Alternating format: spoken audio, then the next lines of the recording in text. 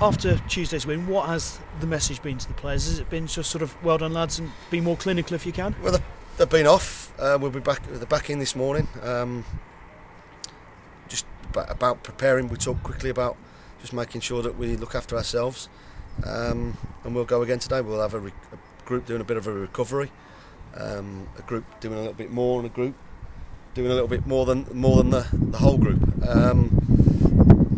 They know we don't take anybody any lightly, and we don't do anything differently. We work from game to game. They know how we work. They know what happened today, and they know that it's pretty much a local derby-ish. Exeter are a good side. They've got some very, very good players. Paul's a decent, really good manager, and they're going to be a real tough nut to crack on Saturday. Yeah, came down from League One last season, of course, and they've added experience to their squad, haven't they? They made a fantastic start. They've just not quite happened for them recently, but that draw the other night will, I'm sure, be a lift for them, and they'll be looking to come down here and beat us. And people like Curitan, Gow, and Oakley's, and they've got some real experience, and Pat Baldwin and Danny Coles, mixed with a few younger players that he's got. These will be a big test, and we've got to make sure that we do everything now between now and Saturday to make sure that we're up for it. You always say anyone can beat anyone in this league, but it is so tight in the middle of the table, isn't it? It's so tight at the top as well, where we are. Gillingham are away a little bit, but then there's a big group of teams, all within so many points. We've just got to keep picking up points as quickly as we can. That's all we do. Our focus is always on the next game, and that certainly won't change this weekend. 2 players suspended. You've already said Keith Lowe comes in for Sido. Presumably then Russ Penn's the more difficult to replace, or the one that you've got more options to replace? I'll do what I think's the right thing to do. We changed our formation the other day, 4-4-2, to try and win the game, and we got a little bit lucky because we did open ourselves up a little bit, but it might be the way forward. Sam's been patient, but he's also been very good in training, very good in reserve games that we've played, and he'll come, obviously comes back into the reckoning big time. So too presumably Jeff Goulding. Yep. So Jeff, so does Darryl, so does Mo from the starting line. We've got options. We haven't got too many. We'd like more, but I'm sure that I'll be happy with the team that I pick tomorrow. And you say you'd like more options. Any chance of another option coming in? I've just made a few phone calls yesterday. Well, I've been on the phone most of the day yesterday. It's a little bit difficult at the moment, getting the right players out of other clubs. But I'll be working on it again today. We'll see what we've got tomorrow morning, and we'll pick a team from that. And I know that whatever team I'm able to put out tomorrow, I'll be happy with. We'll work on a little bit of shape tomorrow, and we won't do a great deal. We'll just make sure that we just tick the boys over, and so they feel like they've got plenty of energy for Saturday. Is it easier to cope without Russ for a home game than it would be for an away game? I don't know. I'll tell you Saturday night. It's just difficult with Darren as well being out as well. So a bit of a problem, but something I'm sure we'll cope with. Yeah, but Darren, is it expected to be a long one that he's out? No. He has a chance for Saturday, but in all probability he probably won't be quite right. Exeter, obviously, you mentioned Paul Tisdale, the job that he's done there, and I suppose they've stuck with him, and he has done a very good job down there for quite a while now, hasn't he? Oh, he's done a fantastic job there, and I'm sure he's had opportunities to move on. He's been very loyal to them, and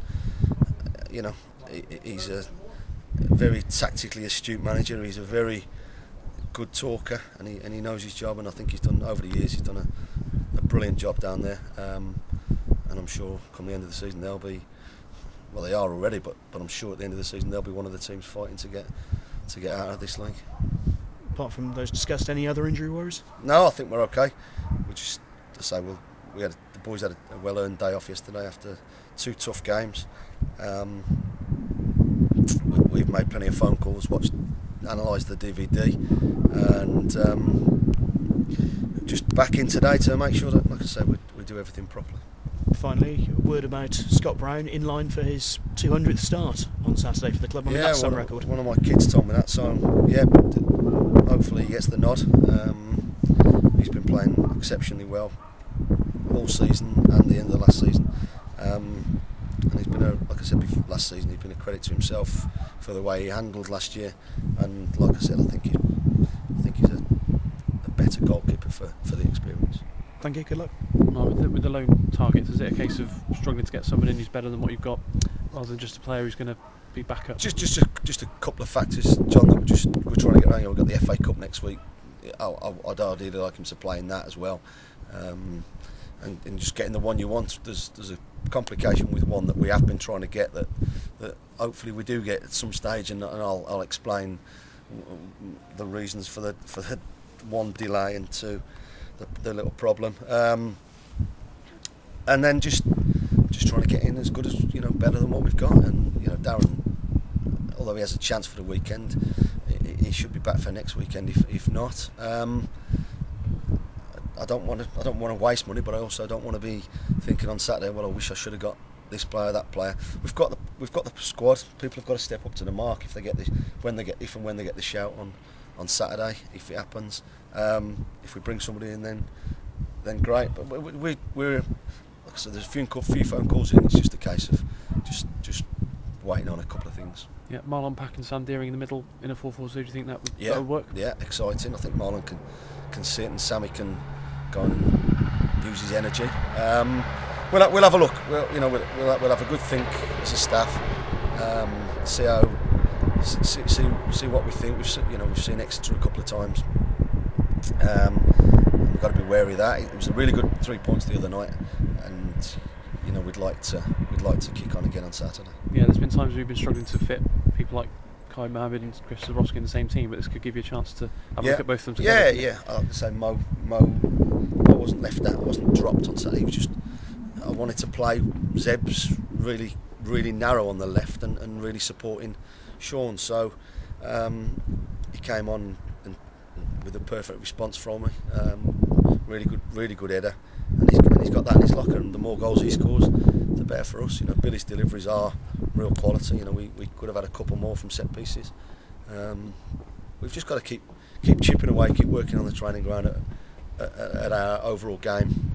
We've got some real quality, and yes, we have got some big lads. But you're telling me Marlon Pack hasn't got ability, and Sam Deering hasn't got ability, and Darren Carter hasn't got technical ability, then you're watching people are watching a different game to me. Yeah, we know you love the 4-2-3-1 formation, but if you do decide to go 4-4-2, how pleasing would it be if you get a performance out of them? Because you've only used it once this season. Obviously, it didn't go to plan. It was the wrong time, Accrington. Against a team who played the way they did on that day, and we gifted them goals. Listen, it's a formation that everybody knows, 4-4-2. Everybody knows the roles in it. We just didn't play it particularly well that day. I thought the other day we took a bit of a gamble because we just wanted more bodies in forward areas. And it did open us up a little bit. All of a sudden you did start seeing the number 27 who for an hour had been pretty anonymous, and it does open you up to that. But it gave us the catalyst to attack a little bit more and get a corner that led to us winning the game. So, like I say, I'm happy with a few formations. The diamond, whether we play 4-2-3-1, however we play that system, or 4-4-2. It's just a case of just reiterating it with the players, beforehand, and working on a couple of things, and just making sure that we go out there and just give everything for a Cheltenham shirt. Yeah, just finally, Mark, you're up there most of last season. You're fourth again. Do you think is there a feeling you're not getting the credit you deserve? We are. No, I think we are. I think there's a bit of negativity around the place. I think coming from the media, I think my kids listened to Robin's player on Tuesday night, and they thought we got beat 5-0. Just things like that, Joff, if you like, disappoint me because the club's probably in good shape. I think we've got a cracking squad. We always like more players. We're fourth in the league, and it should be enjoyed. I think negativity snaps away at people, and it saps away at people's energies that matter. And my job is to make sure there's none around. Yeah, it's not easy to do it 2 years in a row, though, is it? No, it's not. People have talked about a hangover from missing out on a playoff final. But we haven't shown that, and I agree we're not playing quite as well as we did last season. But we're probably picking up more points. We're winning games. We've lost 3 games in 14 all season, 13, 14 all season, and there's plenty to be positive about. And for me, there's just not from the board, not from the chairman, just from 1 or 2 people around the club, and media channels around the club that just a few negative vibes that we're not playing Barcelona football and winning games 5-0. Listen, it's a really tough league. We're doing all right, and we're at the place of any